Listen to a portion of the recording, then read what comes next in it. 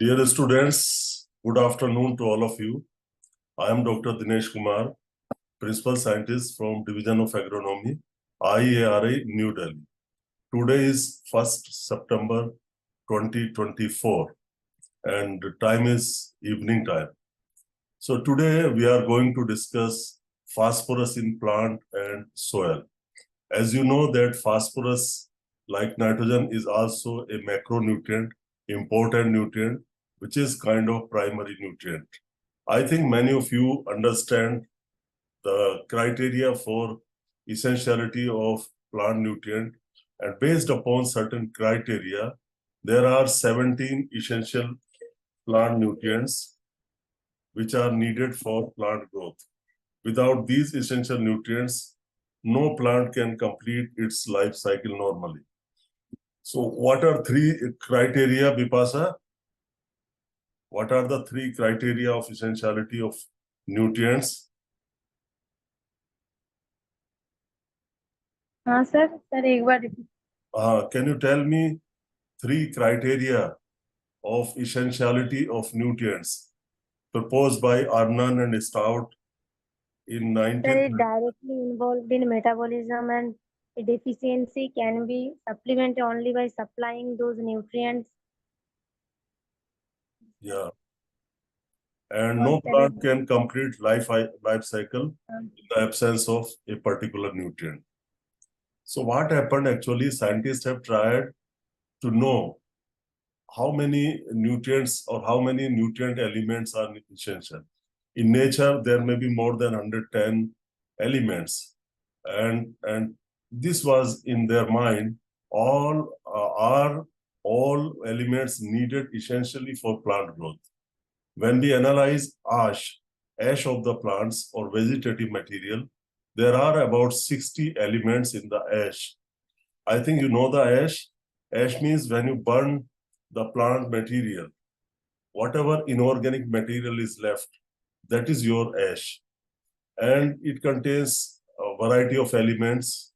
And so do all 60 elements are essential.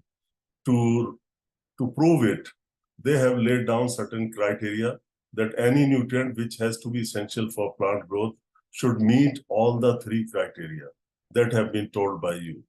So phosphorus, basically we divide nutrients into different groups, and first group is your framework element. So framework elements are the main elements that constitute larger part of plant. They are carbon, hydrogen, oxygen. Carbon constitute 40 to 42%. Similarly, oxygen also 40 to 42, 43%. Hydrogen 5%, 5 to 6%. So likewise, they constitute more than 94, 95% of the, more than 90% of the plant body. And then comes your primary nutrients, secondary nutrients, and micronutrients. Primary nutrients and secondary nutrients are major nutrients. So now question comes, why NPK are called as primary nutrients and calcium, magnesium, and sulfur are called as secondary nutrient? Anybody from you? Why NPK are called as primary nutrients and calcium, magnesium, sulfur as secondary nutrient? Do the secondary nutrients have less value than the primary nutrients? Anyone? Raghavendra?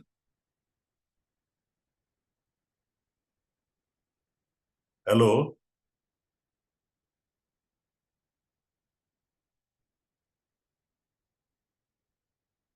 Anybody?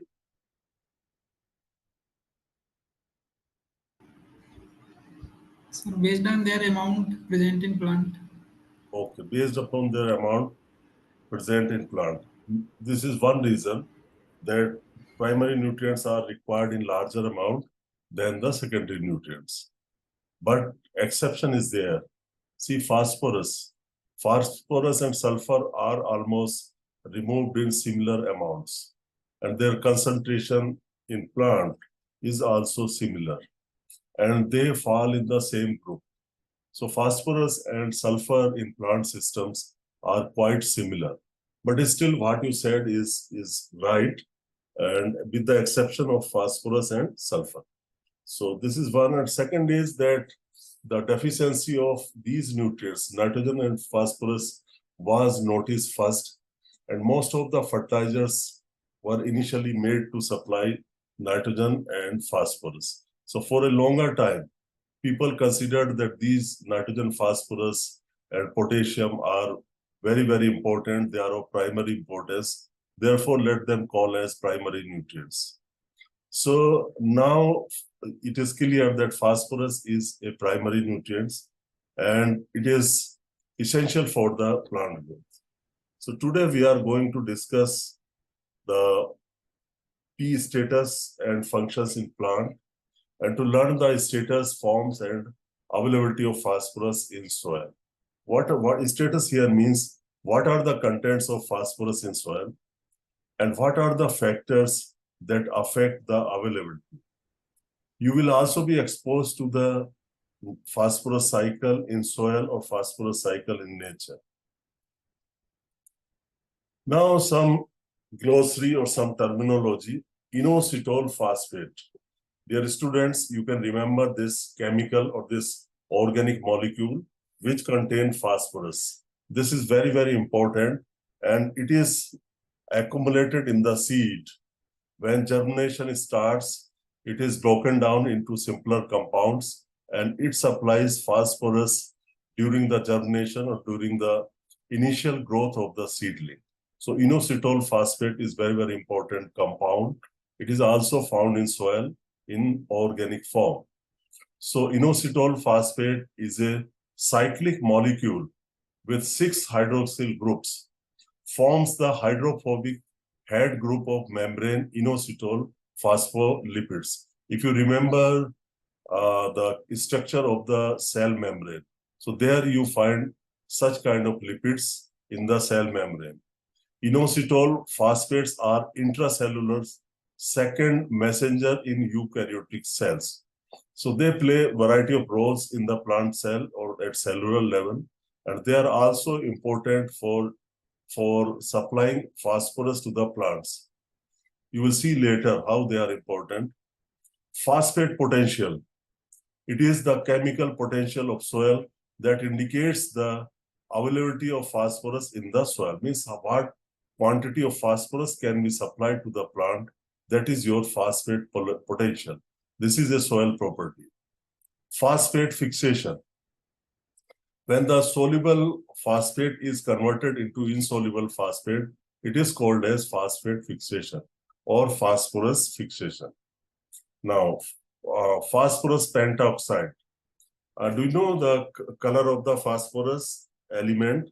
What is the color of the elemental phosphorus? How many types of phosphorus are there? So one is white and other is red. There are 2 types of elemental phosphorus. So phosphorus actually normally does not remain in elemental form. So therefore, it quickly makes oxides. So the most stable oxide is your P2O5, phosphorus pentoxide, or you can say phosphoric anhydride. It is also called as phosphorus anhydride. P2O5 is a white, highly deliquescent solid that sublimes at 300 degrees centigrade and reacts violently with water to give orthophosphoric acid. So you can see that this has certain properties. Like first property of pentoxide is that it is deliquescent. Deliquescent means you can see on the bottom the phenomenon when a substance absorbs moisture from air slowly and becomes a liquid solution. So this property is known as deliquescent. And sublime, you understand sublimation process, volatilizes from the solid state to gas and then condenses again as a solid without passing through the liquid phase. So it is just volatilization and then accumulating in the same phase. Now, phosphorus for plant growth. Adequate phosphorus enhances fundamental processes of photosynthesis.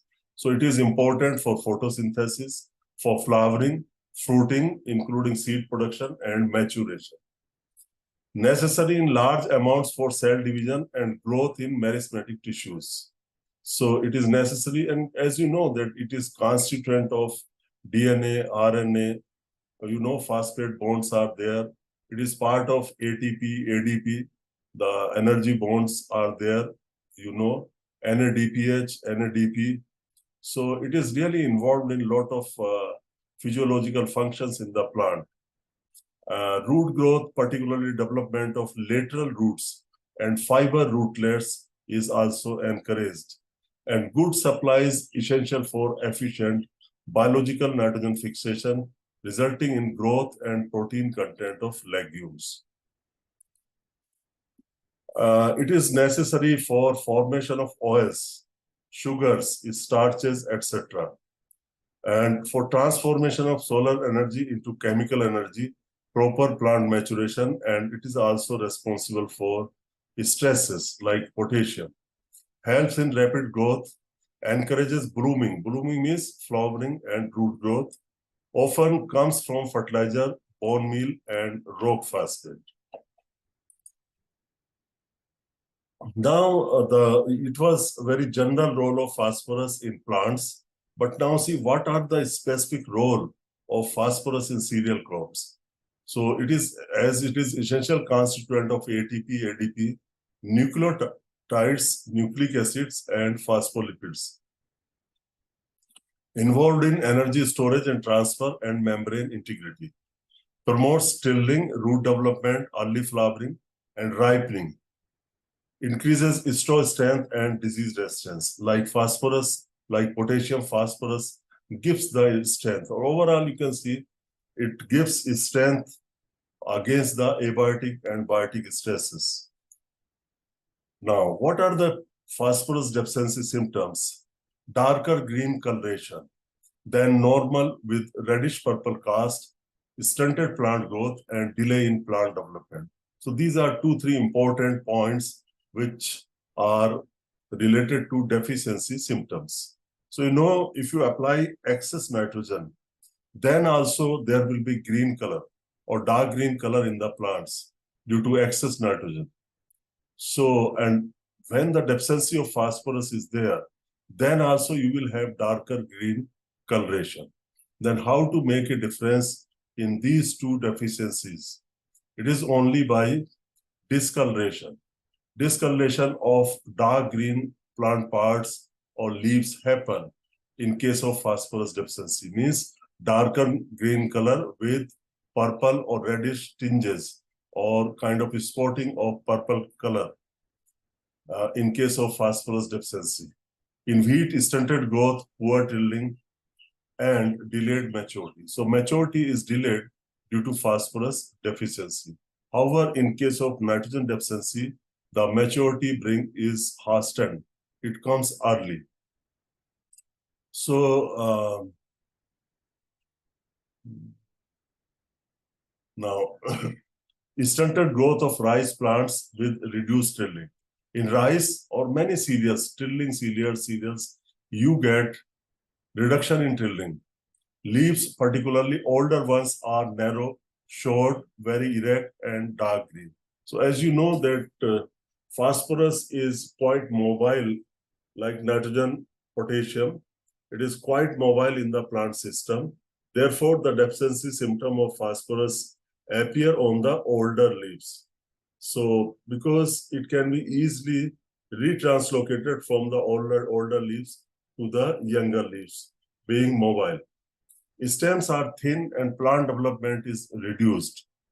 Number of leaves, panicles, grains per panicles are also reduced. So it is reducing the growth first. It is also reducing the values of the yield attributes, and hence finally it will reduce the yield. Young leaves appear to be healthy, but older leaves turn brown and eventually may die.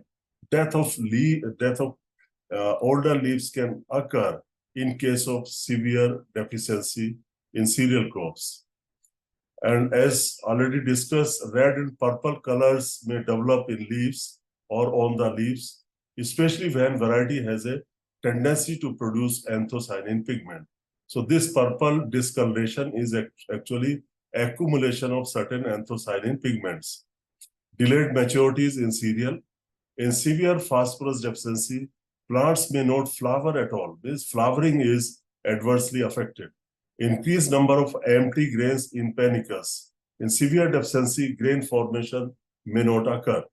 Decreased 1000 grain weight and quality. Decreased uptake of nitrogen and potassium by rice plant. So it is very interesting to note that nitrogen, phosphorus, potassium, all the three are primary nutrients, and their interaction is also positive. They help each other in the plant system.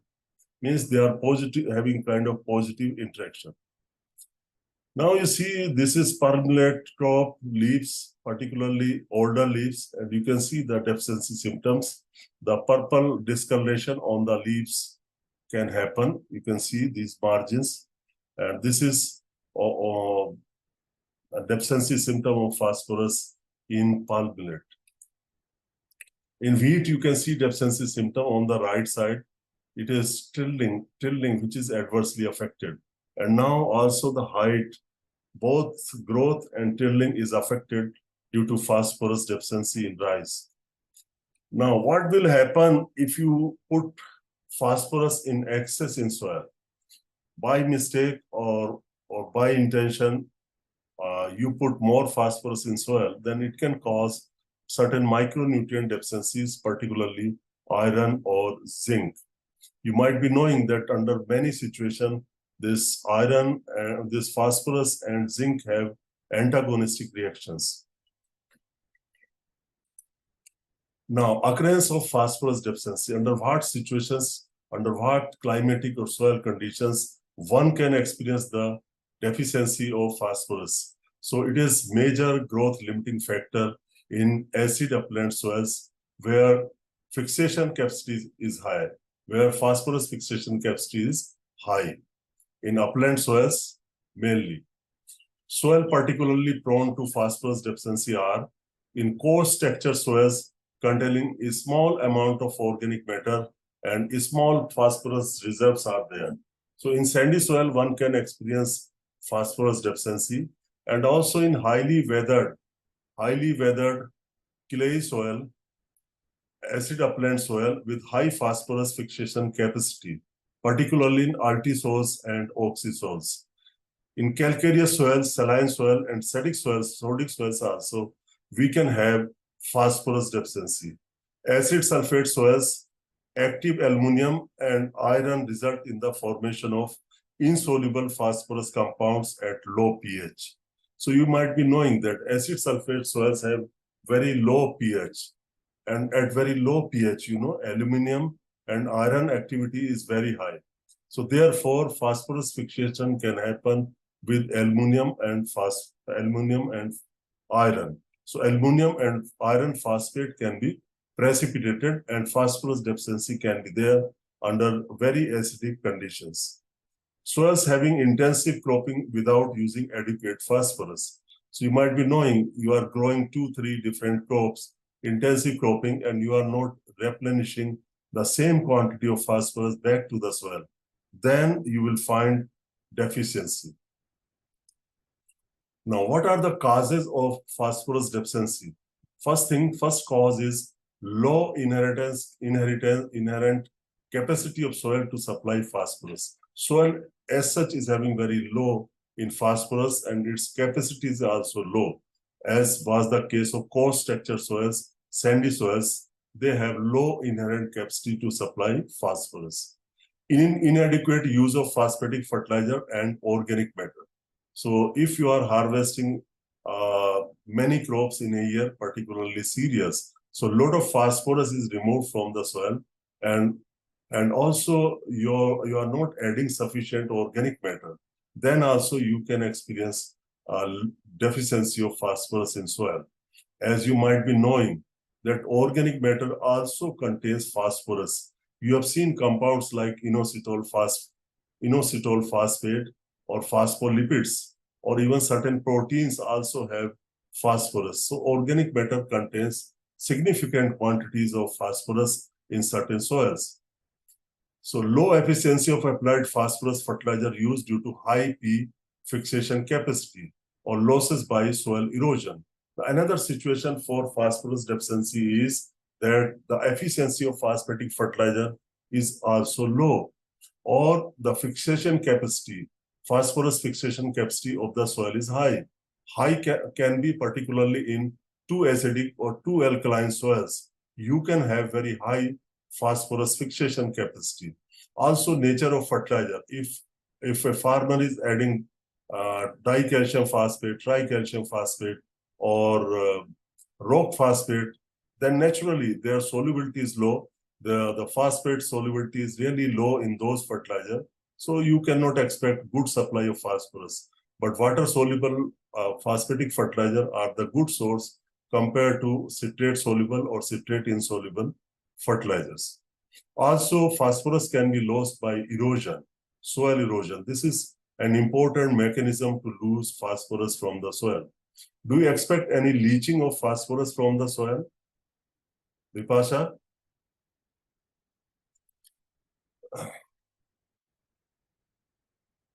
Yes, sir.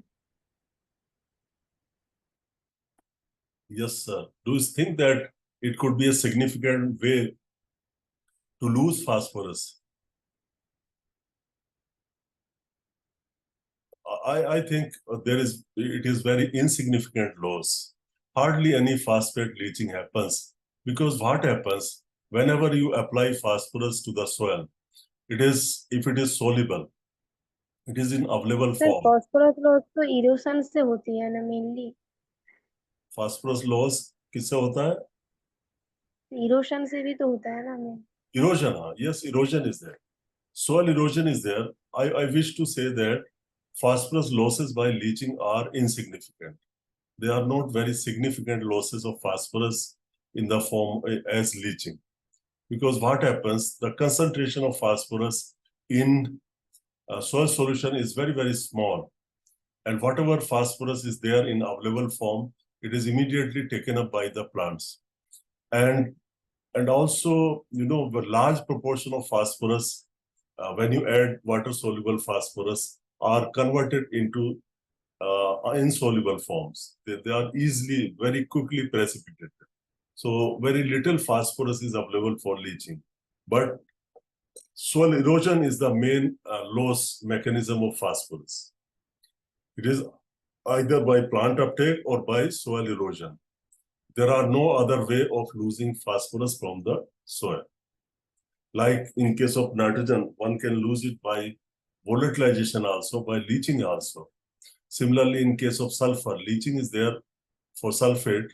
And also, if you remember, Vipasha, we were discussing the strength by which different anions are attached to the colloids. So this H2PO4 had the highest strength of attachment to the soil colloids.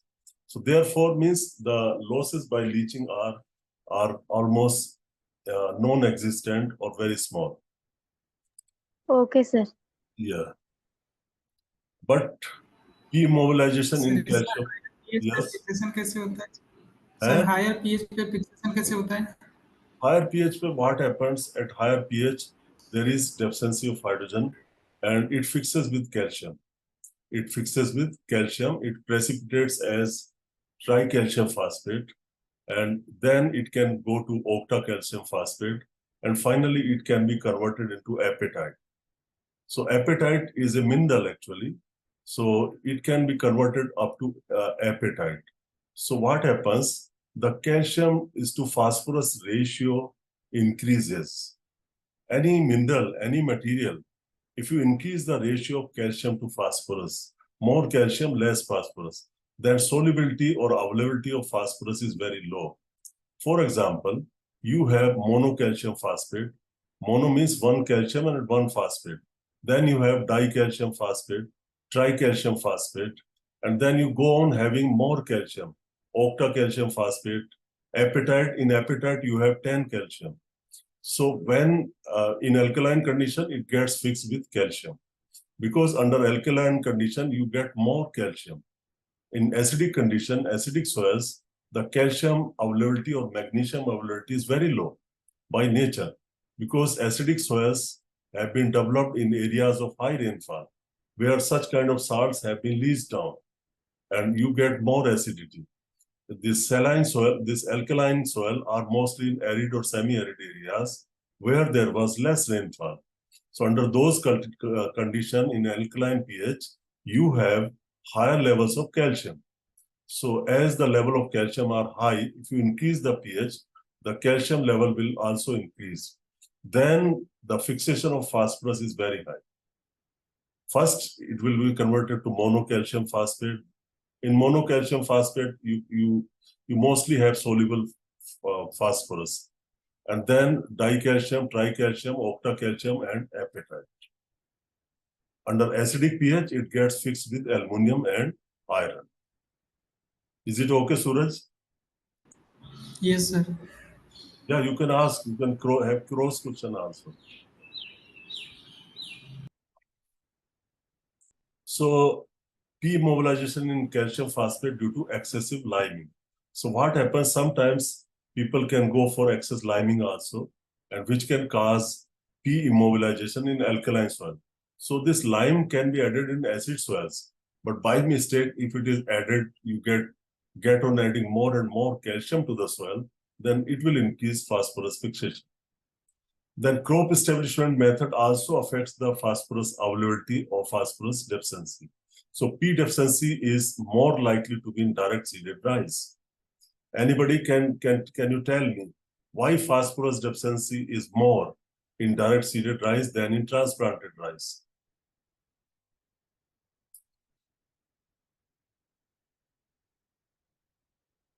No idea, I tell you. See, in direct seeded rice, you maintain water shortages are always there. Water shortages are always there. You get at most water near the field capacity. It is suggested, it is recommended for direct seeded rice that you can keep water around field capacity, particularly during vegetative growth phase. In reproductive phase, it is recommended in rice that your soil should always be wet. Some moisture means soil should be kept at least near. So welcome back. We were discussing that the crop establishment method also affect the phosphorus availability. So see, there are two important methods for establishment of rice. One is direct seeded method and other is transplanted method. So what happens in transplanted method, you keep your soils flooded. You keep some water standing in the field throughout the growing period. It is generally followed by people. So therefore, what happens if your soils are submerged with water, if soils are flooded with water, the pH of the soil becomes neutral, whether it is acidic soil or whether it was alkaline soil, the pH will come down to the neutrality. So when the pH become neutrals, the phosphorus availability is highest. Phosphorus availability is highest. So you can say it is somewhere around 6.5 to 7 upon the flooding of water. Therefore, the phosphorus availability is maximum. In case of direct seeded soils, the soils are not flooded. They do not have enough water to create anaerobic conditions. So in direct seeded rice, particularly during vegetative stage, you have partially aerobic conditions. What I said, partially aerobic conditions. So therefore, the pH of the soil remains as such. If it was acidic, then phosphorus fixation may be more. If it was alkaline, then phosphorus fixation may be more. So therefore, in direct seeded soils, in direct seeded rice, phosphorus deficiency is seen. However, in transplanted rice, phosphorus deficiency is not seen. And agronomy student may be knowing, Abdul may be knowing, or Bipasha may be knowing that if we apply nutrients based upon cropping system basis, then nitrogen should be applied to both rice and wheat crop if you are recommending fertilizers for rice wheat system. Nitrogen to both crop. Phosphorus should be applied to wheat. Am I right, Bipasha? Phosphorus should be applied to wheat, not to rice. And zinc should be applied to rice, not to wheat. It is like this. So based upon cropping system, we give such kind of recommendations. Then imbalance, Then imbalanced use of fertilizers can also lead to phosphorus deficiency. For example, excess use of nitrogen with insufficient P application. Another example is zinc. If you apply too much of zinc to the soil, then it will reduce the availability of phosphorus. If the concentration of zinc is higher, what it has to be, it is more than that, then it can reduce the phosphorus availability, and vice versa. If you get more content of phosphorus in soil and lesser zinc, then it will further reduce the zinc availability. So therefore, you need to have both these phosphorus and zinc at in right proportion for better results. If one is proportionately larger, it will reduce the availability of the other. Now, just now we have seen different roles of phosphorus in plant, deficiency symptoms, and what are the conditions under which you find less availability of phosphorus and so on.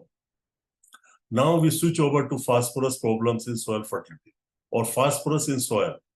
So actually there are three important problems related to phosphorus in soil, related to phosphorus with respect to soil fertility. Number one, first thing is that phosphorus content as such is very low in soil. Total P content of soils is relatively low, ranging from 500 to 10,000 kilogram P in the upper 50 centimeter of 1 hectare soil. So this is one, means this is about total phosphorus. Total P content as such is low in soils. Second point is P compounds commonly found in soils are mostly unavailable for plant uptake. There are variety of compounds. There are number of minerals having phosphorus, but their availability is very low. Their availability is very low means their mineralization is slow or their decomposition is slow. So therefore, whatever phosphorus is there is not fully available to the plant. Third point is when soluble phosphorus added through fertilizers, if you are supplying or supplying through manures, it gets fixed very quickly and it changes to unavailable forms. So you can see the what kind of phosphorus forms are there in the soil.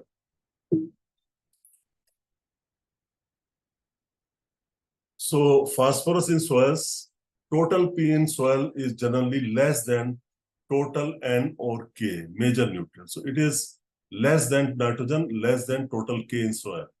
And you can see it is very small quantity, 1/10 to 1/4 of nitrogen and 1/20 of potassium. So you can see it is much, much less than potassium and nitrogen. Total P in surface soils may be just from few milligram to 1 gram per kg soil. Unlike nitrogen, phosphorus in subsoil may be less than, equal to, or greater than surface soil. So usually you see that nitrogen is more in surface soil, and less in subsurface soil. But for phosphorus, it can be sometimes more in subsurface soil than in surface soils. Total P in soil, there are two kinds of phosphorus in soil, organic phosphorus and inorganic phosphorus. So their range may vary from soil to soil, but on an average, you can say that the total the ratio of organic phosphorus and inorganic phosphorus is 50:50. At one particular point of time, there can be about 50% phosphorus in organic form and 50% in inorganic form. However, it will vary with the kind of soil, kind of cultivation practices, and also by affected by climatic conditions. But on an average, 50-50. In some soils, you can see inorganic phosphorus may be more dominating. In some soils, organic phosphorus may be more dominating. Means in some soils, you can have 30% phosphorus as inorganic phosphorus and 70% as organic phosphorus, and vice versa also. So I was discussing other day what is occluded phosphorus. It is difficult to understand occluded phosphorus. So actually it is a kind of non-exchangeable phosphorus. One is exchangeable phosphorus or exchangeable nutrient in soil. Other is non-exchangeable. Exchangeable means which is present on the colloids or which is present on the exchangeable surfaces. That is your exchangeable phosphorus or exchangeable nutrients. And other is precipitated or fixed kind of, chemically it is fixed. Then it is your non-exchangeable phosphorus. So occluded P is kind of non-exchangeable phosphorus.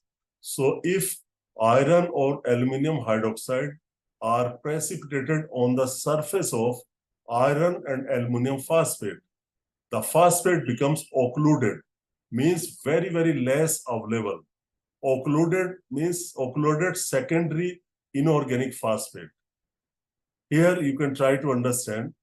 First of all, the fixation of phosphorus will happen with iron and aluminum. So iron and aluminum will make up iron phosphate or aluminum phosphate. So it is a precipitate or it is fixed form.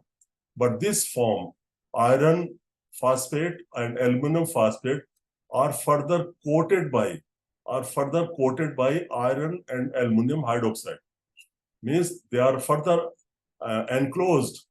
This iron phosphate, aluminum phosphate are further enclosed or coated by iron or aluminum hydroxide.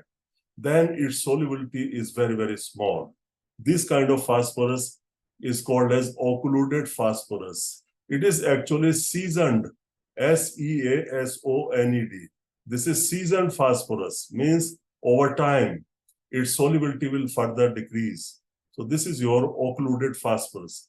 However, under certain situation, it will break down, it will release phosphorus. So it depends upon the requirement of phosphorus and the concentration of phosphorus in soil solution. Is it clear ahead? Occluded phosphorus? Yes, sir. Okay. Yes, sir. Occluded Yes, sir. phosphorus. Very good. Now, very clear this kind of transformation of phosphorus in soil. How phosphorus gets transformed in different forms. So you can see here, you can start understanding this in soil solution P. So there are different sources of phosphorus to supply it into the solution. So where from it can come?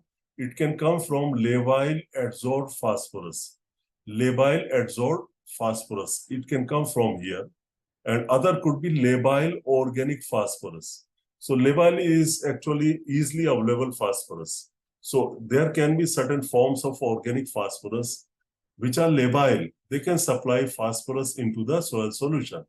Similarly, there can be inorganic form, which is adsorbed phosphate or exchangeable phosphate. It can be part of the soil solution. Now you can see how this labile organic phosphate can be made. It can come from stable humus phosphorus. So sometimes humus can also release partly some phosphorus which can become labile organic phosphorus and vice versa. So sometimes this labile organic P can be taken up by microbes and it can be converted back to the stable humus phosphorus. And then this labile organic P can come from decomposition of living organisms. So you see, they are in cyclic forms. Now see what are the sources of labile adsorbed P? Labile adsorbed P can come from occluded phosphorus. Occluded phosphorus can give rise to labile adsorbed phosphate, that is H2PO4 or PO4. And then this labile adsorbed P is in equilibrium with insoluble P compounds. There can be non-exchangeable compound. Non-exchangeable compound like your aluminum phosphate or iron phosphate or calcium phosphate. So these can also release some phosphorus to the solution. So you can go through this, try to understand it, how this transformation of different compounds, phosphatic compounds is happening in soil, how they are supplying solution phosphorus. Now, we discuss about the inorganic P. So what are inorganic P? Compounds of calcium dominate in alkaline soils, and compounds of iron and aluminum phosphates dominate in acidic soils. Now, you can see, Suraj, here, you were asking about this different forms of calcium phosphate. So now you can see in acidic soils, you can find this iron and aluminum compounds. On the right side, you can see formula.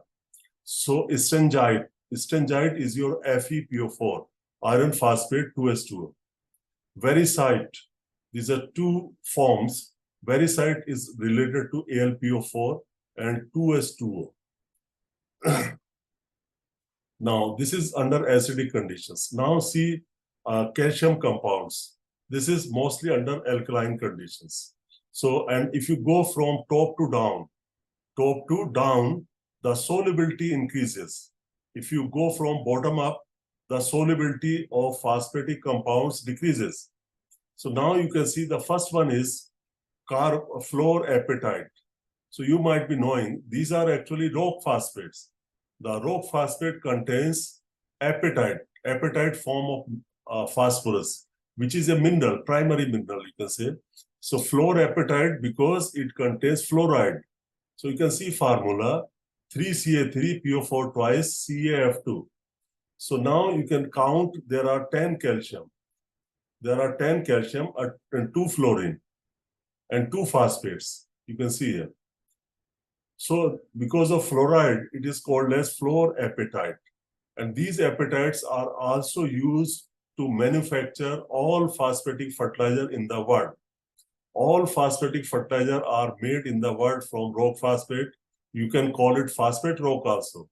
You can call it either way, which is actually apatite.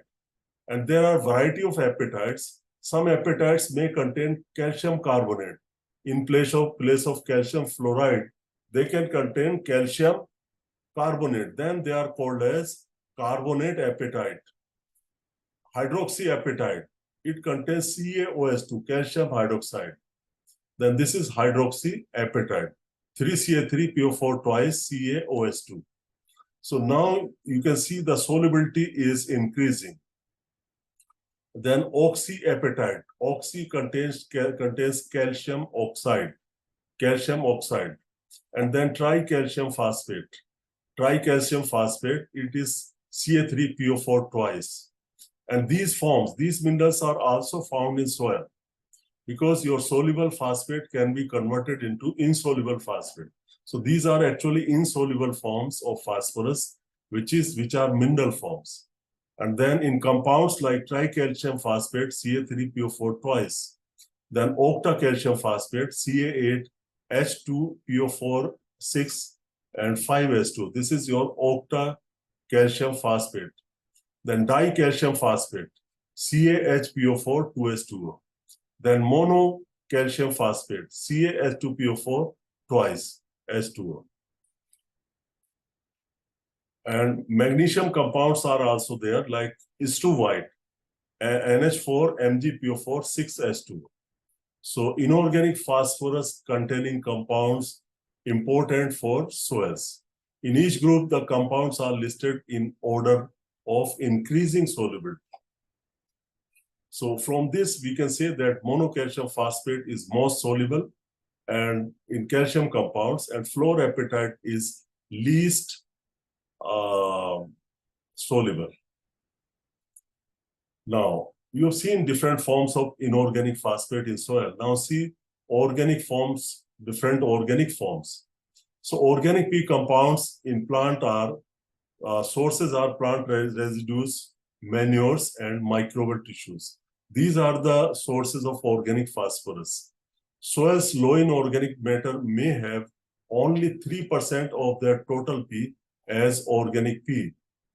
But high organic matter soils can have 50% or more of their total P as organic P. So it depends upon organic matter content of the soil. Higher the organic matter in soil, higher is organic P in the soil. Organic P can vary from few milligram to 0.5 gram per kg. You can see the range is 20 to 80% of total P can be organic P. That is why I gave you a middle figure, which is 50%. You can say 50% is organic and 50% is inorganic. Now you can see this data.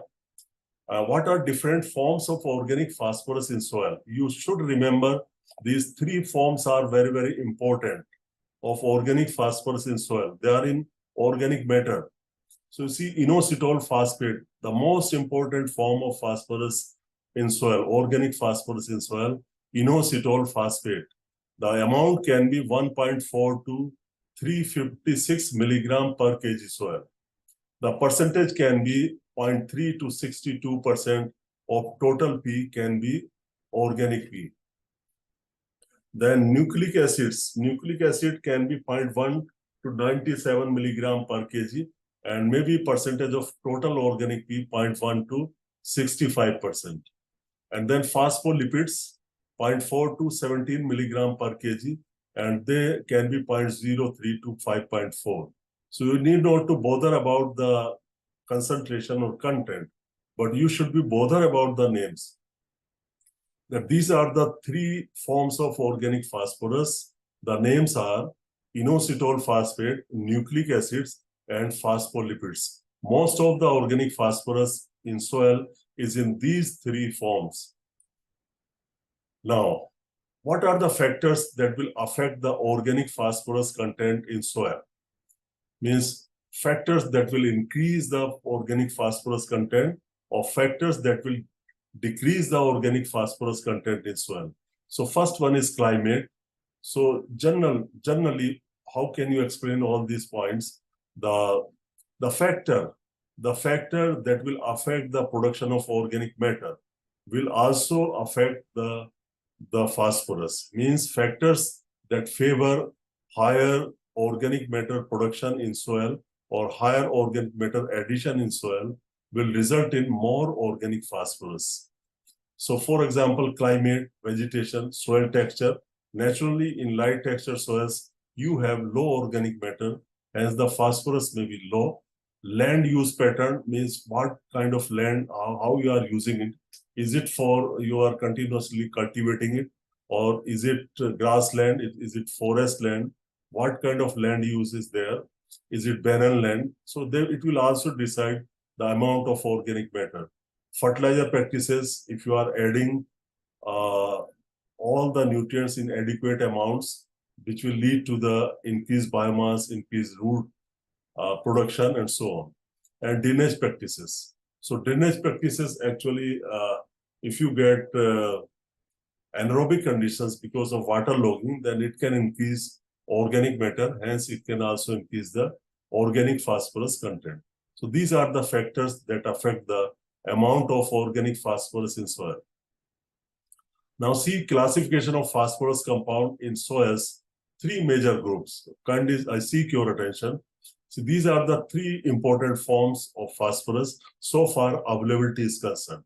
You start from the top. One form is readily available form, which is in soil solution. Number two is slowly available phosphorus form, which is called as labile. Labile is slowly available phosphorus. And very slowly available phosphorus is called as non-labile. It is by mistake I wrote it non-labile. It is non-labile. So you have three forms. One is in soil solution, other is labile form, other is non-labile form. So you can see that readily available phosphorus and slowly available phosphorus both are available form of phosphorus. So readily available is of course in soil solution, and forms are H2PO4 and H2PO4. Both forms and released from other forms or added in fertilizer or manure.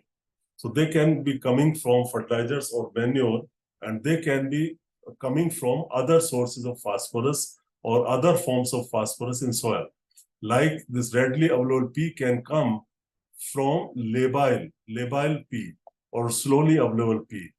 So slowly available P is in equilibrium with the soil solution, and it is actually iron, aluminum, and manganese phosphates in acid soils, and calcium magnesium phosphates in alkaline soils. Or it can be freshly precipitated. If these phosphates are freshly precipitated or held on surface of fine soil particles, then it is readily available, then it is slowly available or labile phosphorus. If it has been seasoned, it is not freshly participated, then it will become very slowly available phosphorus. Then you see very slowly available phosphorus, it is non-labile form. Precipitates of aluminum, iron, manganese, and phosphates, aged or seasoned, and well crystallized, penetrate soil particles and they are stable. So you can see all these three forms are in equilibrium.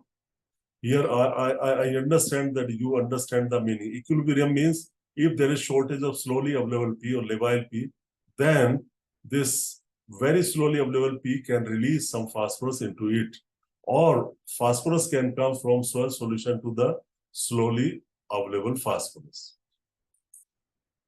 Now, for more clarity, you can see relative plant availability and extractability of inorganic P from forms in soil. So first you see, first one is same what you have seen in the last slide. So soluble solution P is in H2PO4 or HPO4 forms, and then weakly adsorbed P. Weakly adsorbed P means slowly available. This is readily available P. The first one was, first one was readily available P, the solution P, and then weakly adsorbed is readily available P.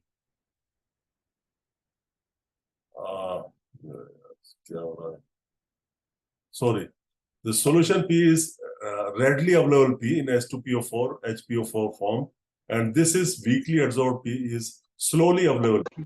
Slowly available P, and then comes your non-labile P. Non-labile P. So P form or source. So here in solution P, it is soluble phosphorus. There is weakly adsorbed P and strongly adsorbed P. P adsorbed at clay and other mineral surfaces. And finally, you get mineral P, your apatites or your calcium phosphates, very strongly adsorbed P. So it may have calcium, iron, aluminum phosphate minerals, and very strongly adsorbed P. What you have seen in the last slide, it is the same thing here. But now see extractability by soil test. Extractability indicates the availability. More extraction or faster extraction means the availability is more. So extractability by soil test or availability to plants for solution P are very high or high. For weakly adsorbed P, it is high, availability is high. But for strongly adsorbed P, availability is low. For mineral P and very strongly adsorbed P, availability is very low. This I have also discussed in one of the lectures while we were discussing about the factor affecting availability of nutrients in the soil solution. I described there also. So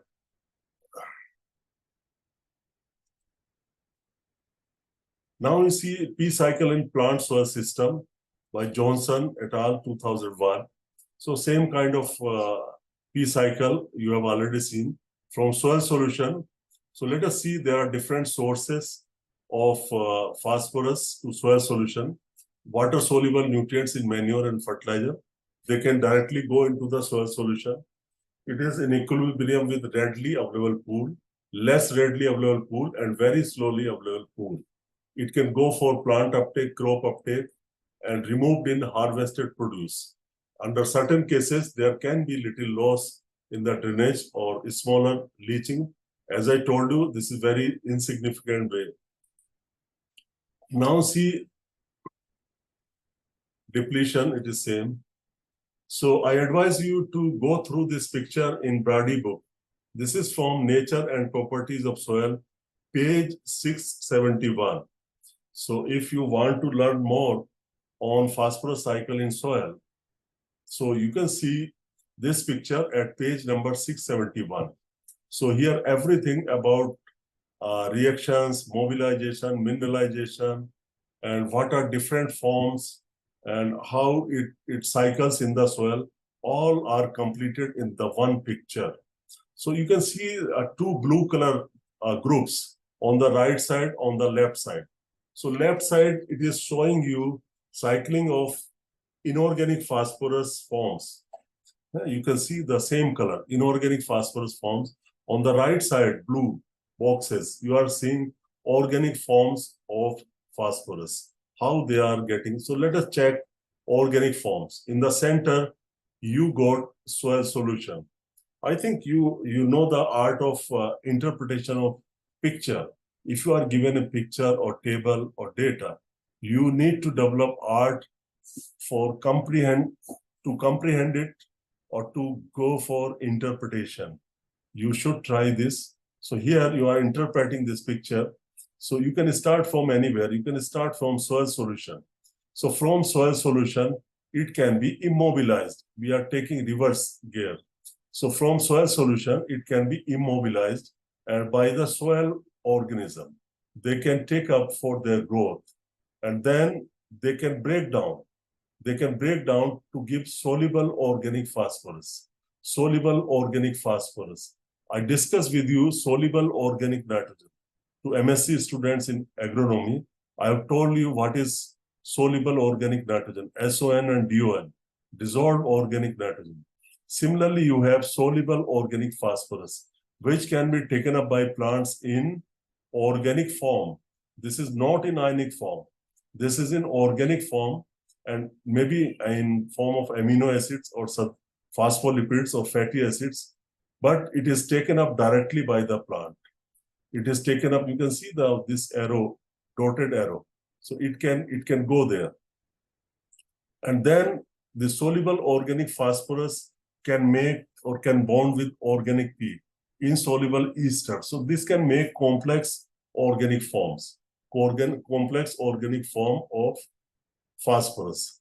But they can be broken down. Reverse can also happen. These forms can be broken down to form soluble organic P, and this can result in, this can be again taken up by the soil microbes. These microbes can take up.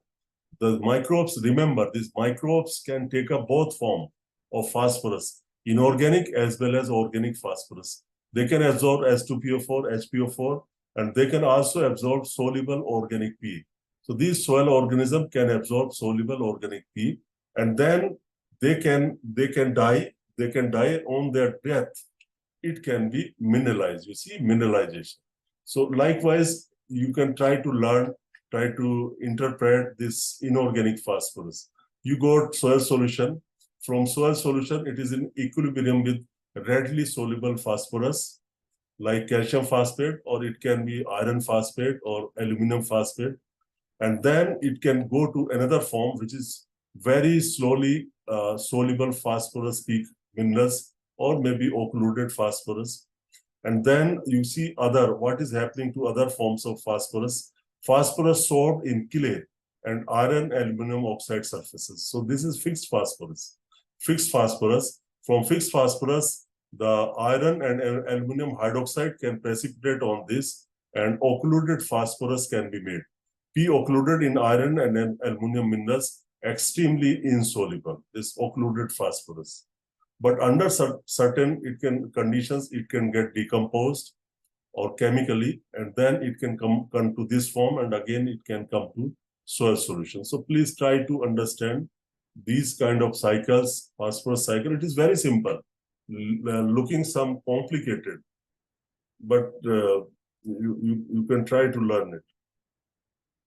And this from soil solution, it is going for plant uptake. You can see plants are taking it up, but there is no volatilization losses here. Now, P in soil solution. P in soil. So, friends, we go to the third link. Are you interested to go to third link? Okay, we go to the third link now. Third and last link.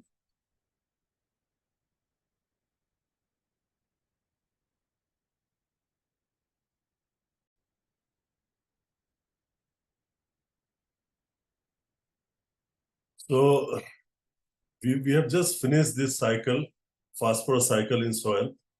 And now you see phosphorus in soil solution. As already discussed, it is in very small amount, this phosphorus in soil solution, which is in available form. Compared to other like nitrogen, sulfur, calcium, concentration of phosphorus in soil solution is very, very low, 0.001 milligram per liter in very infertile soils to approximately 1 milligram per liter in rich, heavily fertilized soils. Phosphate ions HPO4 2 minus and H2PO4 1 minus and soluble organic phosphorus compounds are taken up. I think you know what are the forms of phosphorus uptake, H2PO4 and HPO4. So, and PO4 phosphate form is not taken up by the plants, only either H2PO4 or HPO4. The chemical species of phosphate ions in soil solution is decided by pH. Chemical species means whether H2PO4 will dominate or HPO4 will dominate. It is to be decided by the solution pH. In strongly acid soils like 4 to 5.5, if pH is 4 to 5.5, monovalent anion, that is H2PO4, means here soils are acidic, you got more hydrogen. So therefore H2PO4 minus 1 dominates. But in alkaline solutions, the HPO4 2 minus will dominate. Both anions are important in near neutral soils. H2PO4 is thought to be slightly more easily taken up by plants than HPO4. Means between these two, plants prefer H2PO4 more over HPO4. Besides low presence in soil solution, phosphorus ions are also quite immobile in soil because they react strongly with components on the surface of soil particles. So as already discussed many times that phosphorus moves very, very slowly in soil because the fixation is an issue with phosphorus. It gets easily fixed in the soil. Thus, leaching losses are generally quite small. We discussed this point also. So phosphorus is mostly lost by crop uptake or soil erosion from the soil. Now you see how the soil pH is affecting the forms of phosphorus. So see the picture on the left side. This is relative concentration from 0, 50 up to 100. It's 100. And see the pH of the solution. Solution means soil solution. So now you can see at lower pH, you see here, 100% form at less than 2, you see, mostly phosphoric acid. If you increase the pH, say from 4 to 6, from 4 to 6, you got H2PO4. H2PO4 dominating, and then it starts falling, the contribution starts falling. And then when you cross the pH 6, HPO4 starts increasing. From this point, 6 pH, it comes, but up to 6, it is mainly dominated by this H2PO4.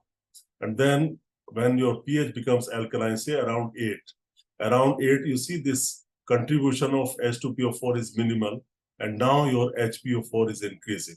So almost 100% is HPO4. So you can see at lower pH values, more hydrogen ions are available in solution. So P ion containing more hydrogen predominates. That means here H3PO4 dominate. Near neutral soils, HPO4 2 minus and H2PO4 1 minus are found in nearly equal amounts. Equal quantity of two ions is at pH 7.2. Both species are readily available for plant uptake. Now we go to the P movement in soil, phosphorus movement in soil. So soluble phosphorus either from fertilizer or natural weathering.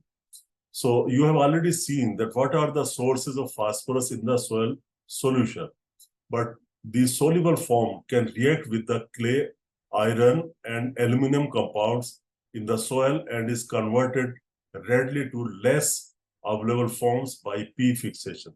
Phosphorus fixation. You can define conversion of available phosphate to unavailable phosphate is phosphate fixation. But it is not that easy to understand.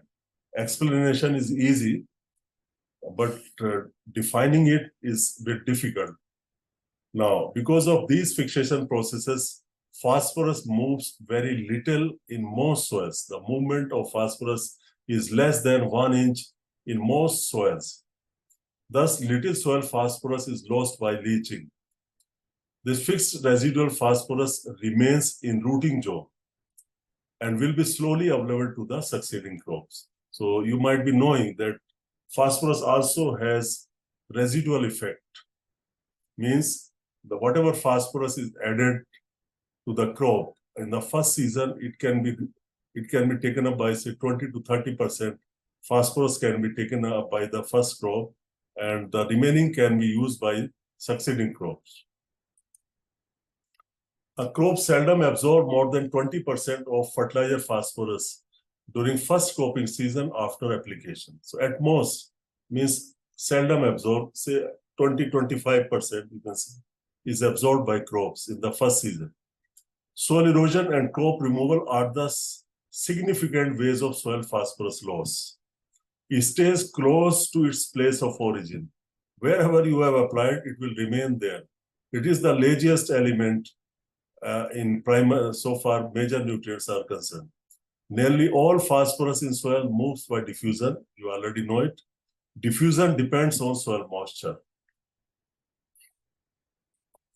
Now you can see the relative NPK calcium movement in soil. So you can see nitrogen moves a maximum mobility is there for nitrogen. This is just relative figure. And then you can see phosphorus is the least, movement is least. थोड़ा बहुत हिलता है, बाकी ज़्यादा दूर नहीं जाता. And then potassium has more than phosphorus, more than calcium. And this calcium has more movement than phosphorus. So you can see N is greater than K, K is greater than calcium, calcium is greater than phosphorus. So this is how their movement occurs in soil. Now, coming back to the soil phosphorus, the roots of growing crop contact only 1 to 3% of the surface. This 1 to 3% you can remember, you can feed in your memories. What proportion of root volume is explored, what proportion of soil is explored by the plant roots. So it is roots of growing crop contact only 1 to 3% of the surface 15 to 20 centimeters. And soil must be adequately supplied with P to support optimum growth. Because roots cannot go everywhere in the soil to fetch phosphorus. And you also know that phosphorus is less mobile in the soil. It is not uniformly distributed. And it is thereby people try to place it near the roots. The soil phosphorus level throughout the root zone should be high enough to ensure adequate available phosphorus. Adequate available phosphorus should be available at every growth stage of the plant. So before, sometimes back, there was a saying that crops take up 2/3 of this phosphorus and nitrogen, phosphorus and potassium when it completes 1/3 of its life cycle. But those kind of ideas are gone. So particularly serious. They take phosphorus, potassium throughout their growth period. So the soil P level throughout the root zone should be high enough to ensure adequate available P. Adequate available P should be available at every growth stages of the plants. It is not that only at early growth stages phosphorus and potassium is required.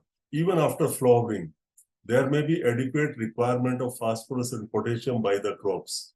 So gone are the days when people used to say that 2/3 of phosphorus and potassium is taken up by the plants when they complete 1/3, first 1/3 of their life cycle. So those ideas have gone now. Now, factors affecting phosphorus availability or retention or fixation of phosphorus. So it is one or the other way, the same thing.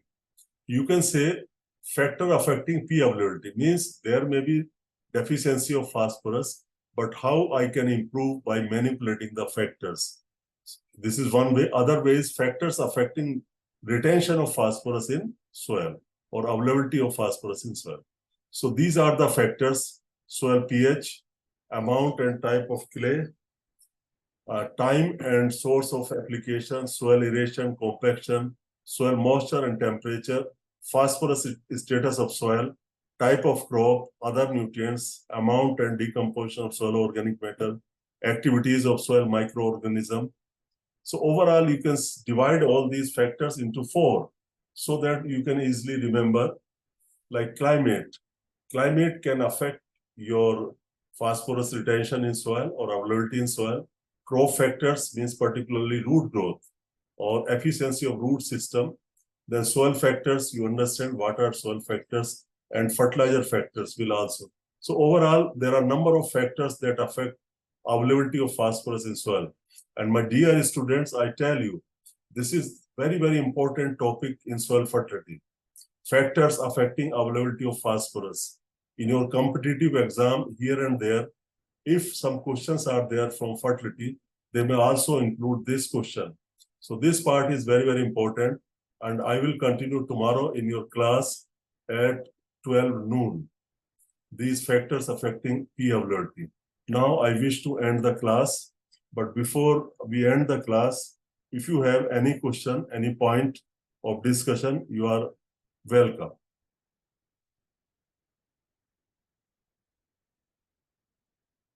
Hello, Meena ji. Sanjeev. Yes sir, yes sir. अरे तुमको तो class attend करनी चाहिए भाई, हैं? नहीं sir, की मैं थोड़ा लेट किया था सर मैंने. अच्छा, क्या करो तुम थोड़ा. तुम्हें कौन सा कोई कॉम्पिटिटिव एग्जाम देना? मैं इसलिए कह रहा हूँ कि आप तो कम से कम उतना बिजी नहीं होंगे जितना रेगुलर स्टूडेंट होंगे, इसलिए कह रहा हूँ, है ना? Yes sir, yes. अगर आप नहीं करोगे तो ये कैसे करेंगे अटेंड? इनके तो बहुत काम रहते हैं.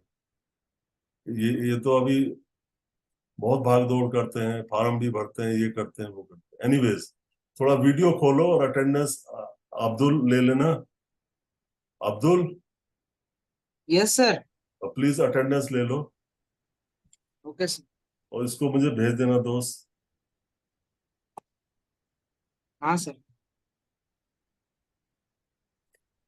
खुशबू भी आ गई है.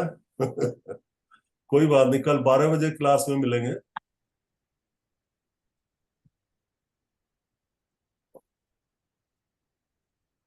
ले लो बस और फिर लॉग आउट कर देते हैं. Thank you all. Okay sir, thank you. ठीक है. अक्षित, कोई क्वेश्चन तो नहीं है भाई? नहीं सर. तुझसे तो उम्मीद रखता हूं मैं यार. चलो कोई बात नहीं, बाय.